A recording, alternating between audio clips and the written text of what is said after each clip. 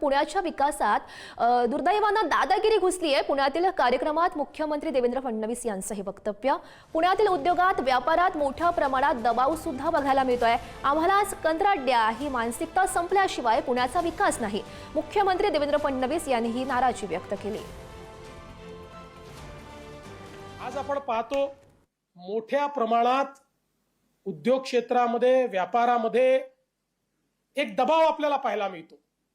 आमचीच माणसं घ्या, आमच्याचकडनं खरेदी करा, आम्हालाच कंत्राट द्या, आम्ही म्हणतो त्याच रेटनी करा।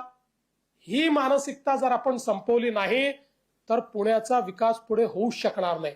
आज पुण्याच्या विकासामधला सगळ्यात मोठा बॉटलनेक जर काही असेल तर दुर्दैवाने या ठिकाणी जी दादागिरी घुसलेली आहे की जी इन्व्हेस्टरला त्या ठिकाणी हा निर्णय करू देत नाही की त्याला काय परवडणार आहे। कुणीतरी दादांना अप्रत्यक्षपणे दादागिरी करतात असं कुणीतरी सांगितलं। मग हे जे पुण्यामध्ये MIDC मध्ये चालली आहे दादागिरीच चालू आहे, तर मग ती दादांची दादागिरी आहे, दादांच्या पक्षाची दादागिरी आहे, भाजपची दादागिरी आहे का मग एकनाथ शिंदे साहेबांच्या नेत्यांची दादागिरी आहे?